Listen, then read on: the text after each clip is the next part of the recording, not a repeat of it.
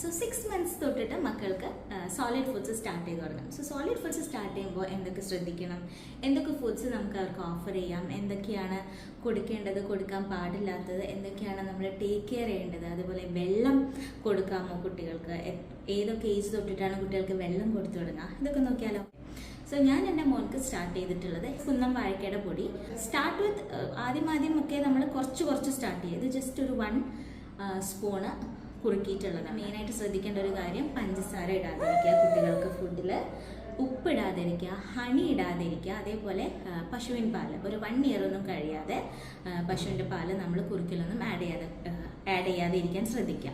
പിന്നെ ആദ്യം സ്റ്റാർട്ട് ചെയ്യുമ്പോൾ എപ്പോഴും slow and steady wins the race എന്നാണല്ലോ പറയുക. അപ്പോൾ ഒറ്റ ഇൻഗ്രീഡിയൻറ്റ് ഫുഡ് കൊടുക്കുക, അതായത് പല ഫുഡ്സ് മിക്സ് ചെയ്തിട്ട് കൊടുക്കാതിരിക്കുക. ഇനിയിപ്പോൾ വെജിറ്റബിൾസ് നിങ്ങൾ കുക്ക് ചെയ്തിട്ട് കൊടുക്കുകയാണ്, ക്യാരറ്റ്സ് പൊട്ടാറ്റോസ് ഒക്കെ കൊടുക്കുകയാണെങ്കിൽ ജസ്റ്റ് ക്യാരറ്റ് ആണെങ്കിൽ ക്യാരറ്റ് മാത്രം, ബനാനാസ് ആണ് ബോയിൽ ചെയ്തിട്ട് കൊടുക്കണമെങ്കിൽ ബനാനാസ് മാത്രം.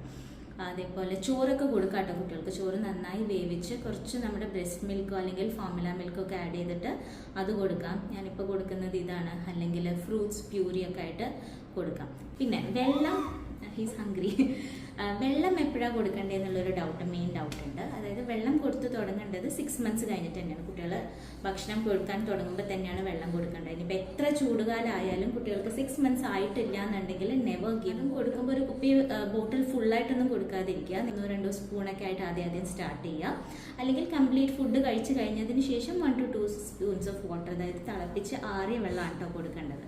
ഇതൊക്കെയാണ് മെയിനായിട്ട് നമ്മൾ ശ്രദ്ധിക്കേണ്ട കാര്യങ്ങൾ. And if you have any doubts regarding starting introducing solid foods അല്ലെങ്കിൽ anything regarding baby foods, do comment below. I'll get back to you. Bye bye.